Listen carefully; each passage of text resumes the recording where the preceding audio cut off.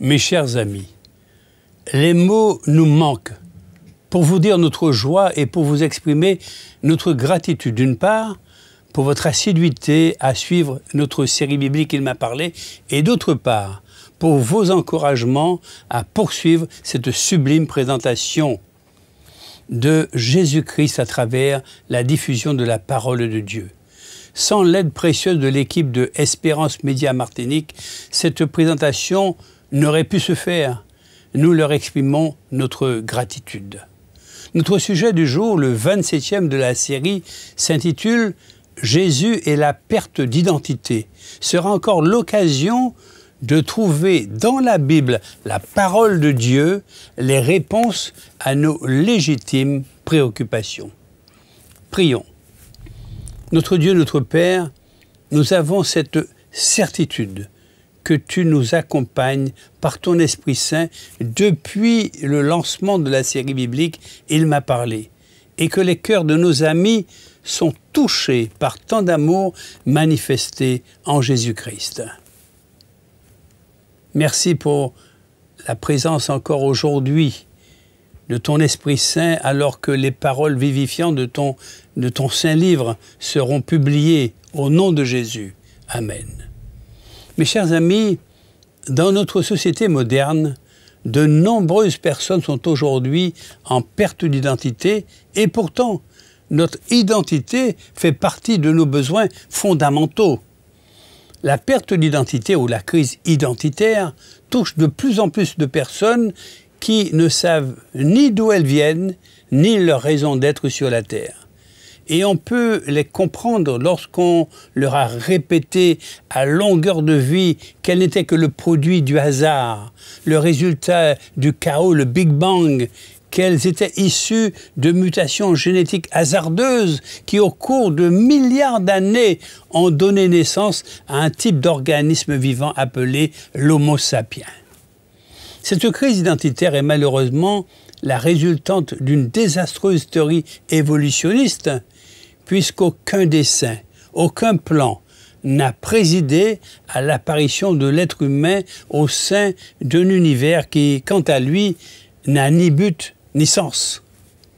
À l'inverse, avoir une bonne identité nous sécurise, là où une crise d'identité, une perte d'identité provoque angoisse, crainte et troubles émotionnels. La conscience de l'identité n'est pas statique, puisque nous évoluons tout au long de notre vie. L'école de la vie fait que nous sommes sans cesse confrontés à une attaque de notre identité. Nous aimerions inviter chacun à trouver son identité en Dieu, ce qui est le plus important, car cette identité en lui est la plus juste, la plus valorisante et la plus sécurisante qui soit. Faut-il rappeler que du fait de l'hérédité, nous naissons tous avec l'identité pécheresse d'Adam. En effet, étant de la race d'Adam, tous les hommes sont voués à la mort par solidarité avec lui et avec sa faute. De même, à cause du Christ et du fait de leur union avec lui, tous seront ramenés à la vie. 1 Corinthiens, le chapitre 15 et le verset 22e. Cette identité nous transfère les incapacités d'Adam et nous limite dans notre façon de faire et de voir les choses. Tel l'arbre de la connaissance du bien et du mal a rendu Adam incapable de voir et de faire les choses selon le plan divin, l'homme s'est retrouvé dans le même piège. Mes chers amis, nous devons lutter contre cet esprit de mensonge en nous qui nous amène à penser que nous ne pouvons plus rien, que nous sommes un échec, etc. L'identité, c'est un nom Et cela permet de nous reconnaître, à condition que nous acceptions de la porter et que cela fasse partie de nous. De peur que vous ne découvriez qui vous êtes, de peur que vous ne manifestiez votre autorité et de peur que vous ne marchiez sur toute sa puissance, le diable vous accable de pensées impures pour vous distraire. Ainsi, vous perdez l'estime de soi. Vous devez le savoir, vous devez être convaincu de qui vous êtes. La Bible, la parole de Dieu, détient les preuves de votre nouvel état civil. J'ai été crucifié avec Christ et si je vis, ce n'est plus moi qui vis, mais c'est Christ qui vit en moi. Et si je vis maintenant dans la chair, je vis dans la foi au Fils de Dieu qui m'a aimé et qui s'est livré lui-même pour moi. Galates 2, le verset 20. Et par la puissance de Dieu qui agit pleinement en vous, il fera bien au-delà de ce que vous pouvez imaginer.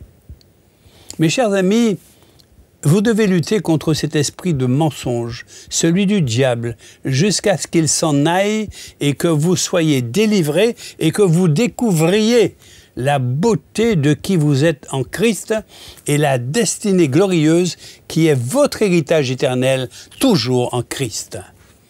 Ce que l'apôtre Paul confirmera dans Éphésiens au chapitre 1er, les versets 18 et 19, qu'il vous accorde une pleine lumière et qu'il augmente l'acuité de votre vision spirituelle afin que vous compreniez en quoi consiste l'espérance vivante à laquelle vous avez été appelés et que vous sachiez quelle merveille vous êtes en droit d'attendre, car inépuisable est la richesse du glorieux héritage que Dieu réserve à ceux qui lui appartiennent. Que vous preniez conscience de l'étendue incommensurable du pouvoir dont il dispose en faveur de nous, qui plaçons notre confiance en lui, si nous acceptons Christ comme Seigneur et Sauveur de notre vie par la nouvelle naissance, c'est-à-dire le baptême, notre identité change automatiquement.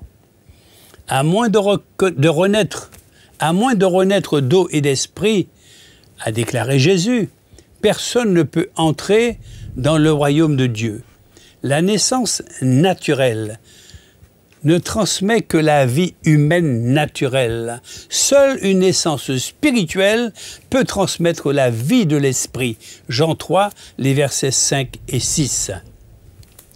Nous passons de l'étape de simple créature pour devenir des enfants de Dieu, exerçant l'autorité et la puissance de notre Père céleste. Comme chaque enfant porte le nom de son Père, Dieu nous donne une nouvelle identité en Christ Jésus. Voyez quel amour le Père nous a témoigné pour que nous soyons appelés enfants de Dieu. Et nous le sommes. Si le monde ne nous connaît pas, c'est qu'il ne l'a pas connu. 1 Jean, chapitre 3, le verset 1er. À partir de cet instant, nous devenons une nouvelle personne avec une nouvelle identité. Si quelqu'un entre en communion vivante avec le Christ, il devient un homme nouveau, il est recréé. L'ancien état est dépassé, ce qui était autrefois a disparu, la nouvelle création a déjà commencé. Voici, tout est devenu nouveau. 2 Corinthiens au chapitre 5 et au verset 17e. Si nous sommes une nouvelle créature avec une nouvelle identité, rien de notre passé, rien de notre ancienne position ou de notre ancienne identité, autrefois limitée, ne peut être utilisé par le diable pour nous accuser. Refusez les limites que le diable vous impose par vos pensées, manifestez la nouvelle créature merveilleuse et splendide que vous êtes maintenant et exclamons-nous comme David, « Je te loue ». De ce que je suis une créature si merveilleuse. Le psaume 139, le verset 14e. Tout chrétien né de nouveau doit se considérer comme le sel dont tout repas, c'est-à-dire vie spirituelle, professionnelle, sociale, etc., a besoin pour avoir du goût. Là où le monde perd sa saveur, nous devons, en tant que nouvelle créature, apporter la saveur divine. Comme des enfants de lumière, nous devons éclairer le monde recouvert de ténèbres épaisses, et ce, dans tous les domaines. L'expérience de Moïse est un exemple excellent d'une perte d'identité.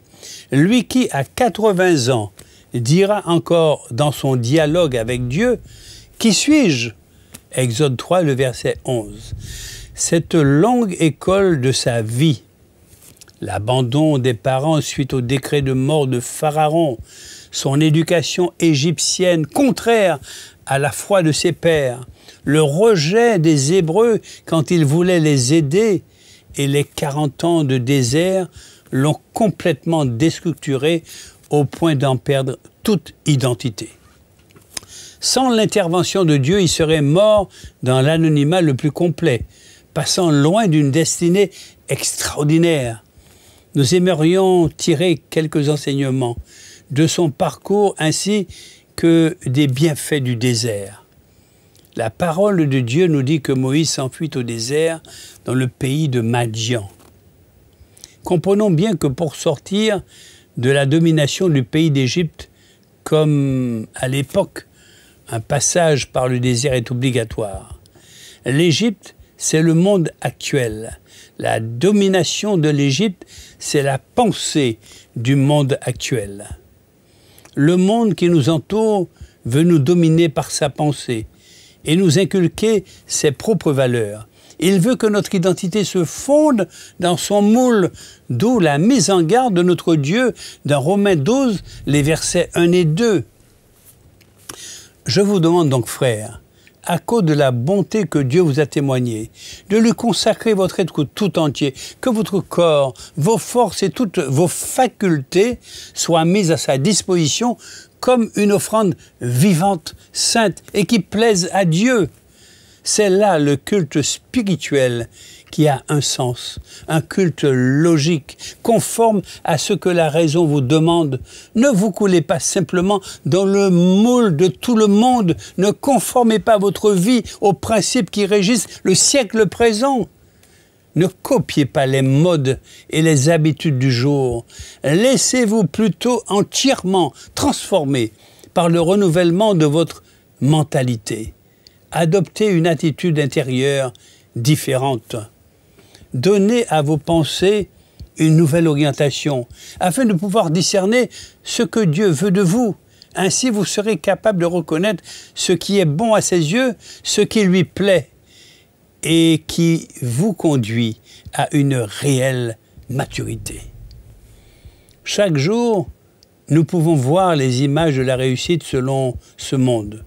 Il nous pousse à trouver notre identité dans cette notion de la réussite, statut social, prospérité, pouvoir et biens matériels, image du corps, le sexe, la mode. Et pour les plus faibles, il ne propose qu'un sous-statut fait de domination, d'exploitation, de dépendance, d'abus et pire encore. La reconnaissance se situe au niveau du faire, pas de l'être. Si tu ne fais pas, tu n'existes pas.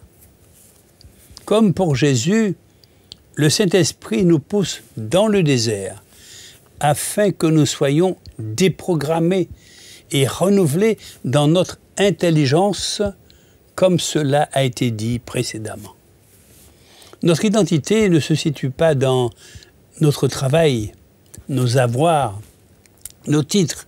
Ce qui va construire notre « je suis », c'est de savoir le pourquoi nous avons été créés et de savoir que nous avons été créés pour Christ, comme nous le dit Colossiens chapitre 1er, le verset 16e.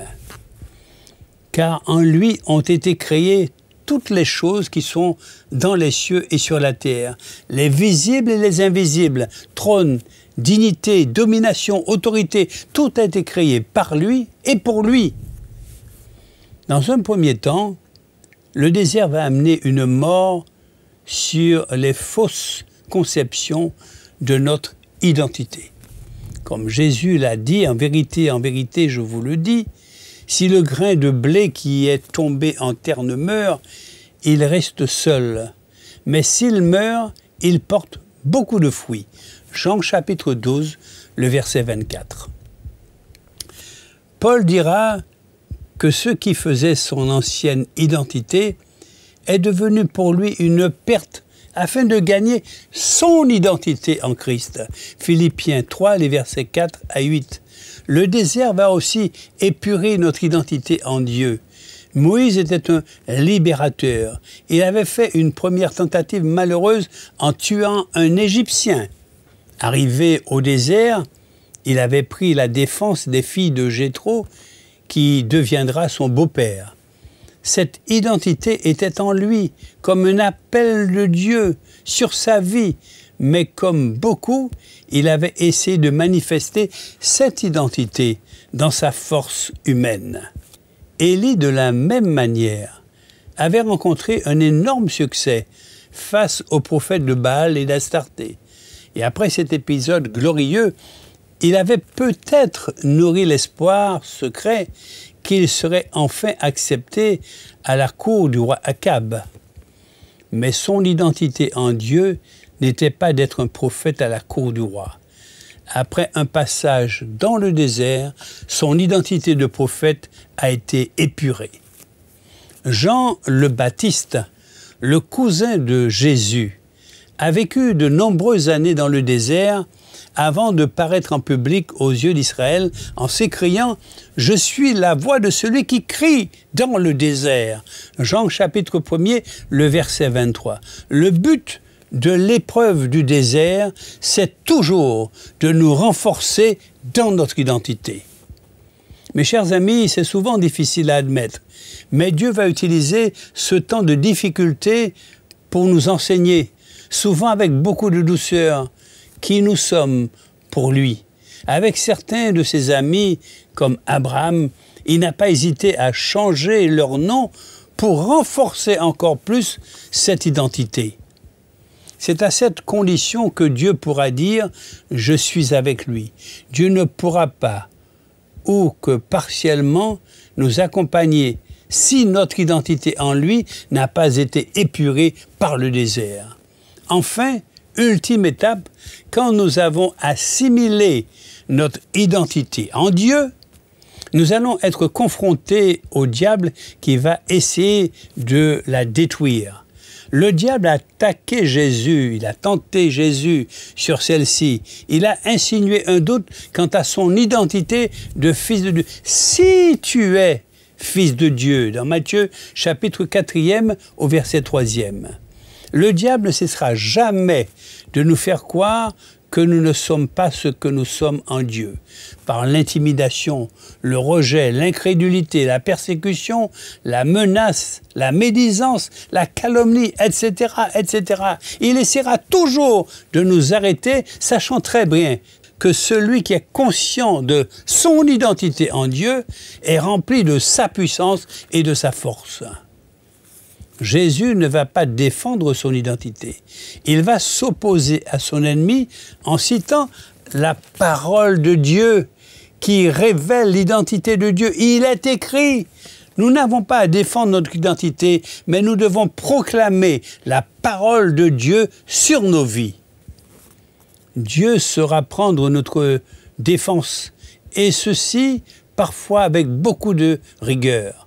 D'où l'importance, mes chers amis, de se nourrir de la parole de Dieu. Et surtout, ne vous laissez pas distraire. Soyez vigilants. Votre adversaire, le diable, rôde autour de vous comme un lion rugissant. Il cherche quelqu'un qui se laissera dévorer. 1 Pierre, le chapitre 5 et au verset 8e.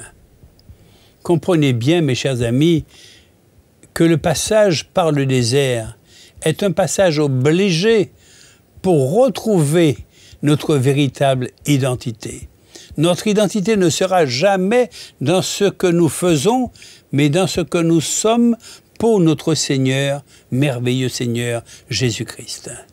Quand nous aurons appris à rentrer dans notre « Je suis pour Dieu », nous allons pouvoir faire avec sa force, sa puissance et ses dons. Comme David, nous pourrons dire enfin « Je te loue de ce que je suis une créature si merveilleuse ». Le psaume 139, le verset 14e. Nous avons souligné l'importance de la nouvelle naissance en Jésus qui nous accorde à titre de faveur, de grâce, une nouvelle identité. C'est ce que Paul dira. Par le baptême, nous avons donc été ensevelis avec lui afin de partager sa mort. Tout ce que nous étions autrefois est à présent mort et enterré. Et pourquoi cela? Vous savez que le Christ a été ressuscité d'entre les morts par la puissance glorieuse du Père. Nous aussi, nous avons reçu une nouvelle vie et nous sommes appelés à mener notre existence sur un plan nouveau. Romains chapitre 6 et au verset 4e. C'est le début d'une nouvelle vie avec une nouvelle identité. Le baptême représente le fait de s'être revêtu de Christ. Voilà l'identité inébranlable, inaltérable que Dieu nous offre, être ses fils et ses filles. Et cette identité, elle est stable parce qu'elle ne dépend pas de quelque chose que nous aurions fait ou que nous faisons, mais elle dépend de ce que Jésus a fait. Il est mort et ressuscité pour nous une fois pour toutes. C'est un événement historique, ancré dans le passé. Rien ne peut le changer. Si nous avons placé notre foi en Jésus-Christ, nous sommes enfants de Dieu. Nos circonstances, nos ressentis, nos succès ou nos échecs, le regard que nous portons sur nous-mêmes ou que les autres portent sur nous n'y changeront absolument rien. Je serai toujours un fils ou une fille de Dieu.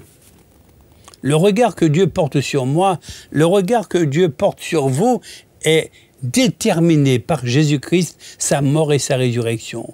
Vous êtes tous fils de Dieu par la foi en Jésus-Christ.